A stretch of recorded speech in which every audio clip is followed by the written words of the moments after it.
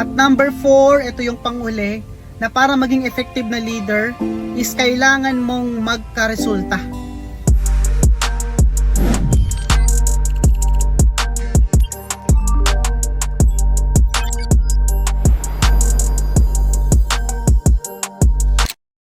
Hi, good morning sa inyong lahat. Welcome back po sa ating video.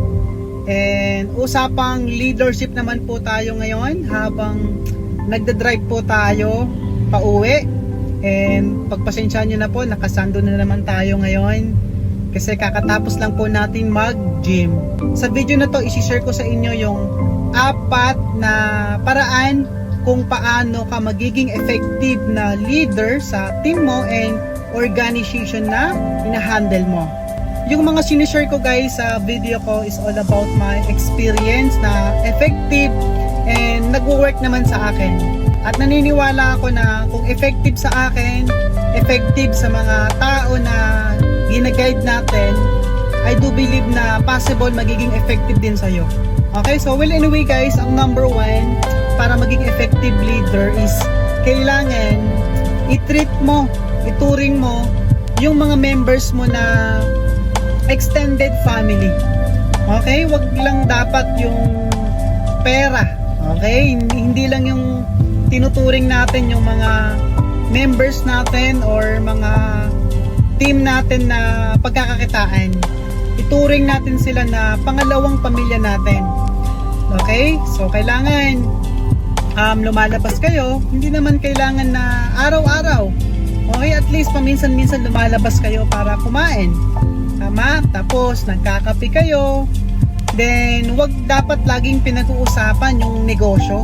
Dapat pag-usapan naman ninyo yung about sa family, 'di ba? Yung mga hobby nyo gawin, yung mga favorite sports nyo.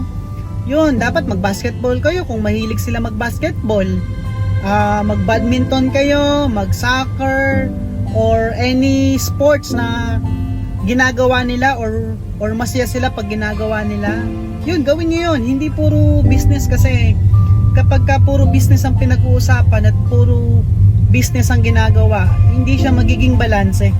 Ang problema kasi sa iba, yung mga ibang leaders na laging nangungumusta lang kapag ka may sales, di ba? Kukumustahin lang yung member or leader kapag ka meron ba siyang napasok na sales or magkano na yung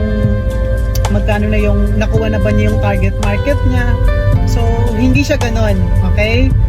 Pangalawa na paraan paano maging effective na leader, kailangan is natutulungan mo, okay? Nabibigyan mo ng service yung mga members mo. Natutulungan mo sa mga basic skills, paano sila magkaroon ng resulta. Natutulungan mo sila sa mga concern nila sa business na ginagawa ninyo. Natutulungan mo na bigyan sila ng mga tools para makuha nila yung mga goals nila. Okay? Dapat natutulungan mo silang kumita at nakukuha dahan-dahan yung mga goals nila sa buhay. Naniniwala ako na magiging effective leader ka, okay? Na kapag ka meron ka natutulungan ng mga member na nagkakaresulta. 'Di ba? Hindi naman kailangan yung malaking resulta. At least meron kang mga leader or member or under ng organization mo na natutulungan mo dahan-dahan or unti-unti na nakukuha nila yung mga goals nila sa buhay. Okay, so yun yung number 2, kailangan natutulungan mo yung mga members mo or leaders mo under your organization. Okay, yung pangatlo naman, kailangan ginagawa mo kung ano yung sinasabi mo. Okay, yun yung problema sa mga ibang leader. Okay, turo ng turo, mentor ng mentor, pero kung ano yung tinuturo nila, ano yung lagi nilang sinishare sa mga members nila, hindi nila ginagawa. 'Di ba? Meron nga tayong kasabihan na walk your talk. Tama ba? Kailangan gawin mo kapag sinabi mong mag-produce sila ng ganitong sales.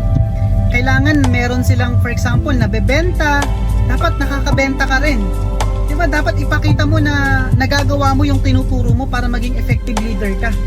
Kung dapat meron silang na ipapasali sa organization nyo or team nyo, dapat meron ka ding personal na naipapasali sa team nyo. Diba?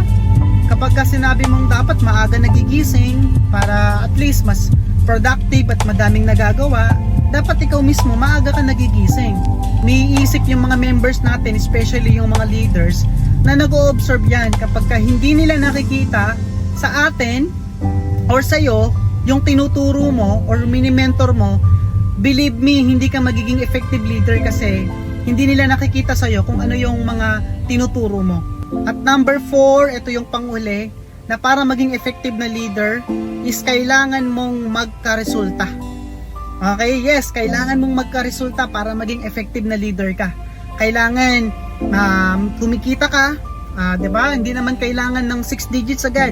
At least kumikita ka 5 digits, or kung kaya mong 6 digits, mas maganda 'yon.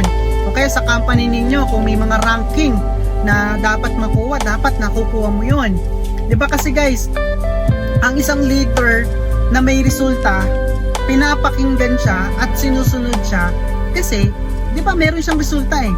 Kumbaga nakikita ng mga members nila na effective at totoo yung sinasabi or tinuturo or mini-mentor sa kanila kasi nga meron silang resulta. Yun yung pinakamalupit na way para maging effective na leader is kailangan pilitin mong magkaroon ng resulta. Okay, so actually guys, marami namang way paano maging effective leaders. Hindi lang 4, hindi lang 5, hindi lang 10.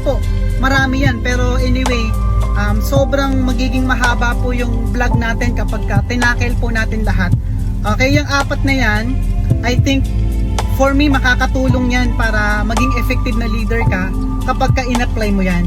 Alright, so yan yung 4 na paraan paano maging effective na leader sa team natin or organization na hinahandle natin. Kung meron kang gustong i-share na personal experience mo about leadership na nag-work sa'yo, pwede mo ba na i-comment sa ilalim? Pag-usapan natin yan. At para mabasa din ng mga followers at mga nanonood ng video natin at makatulong tayo sa kanila.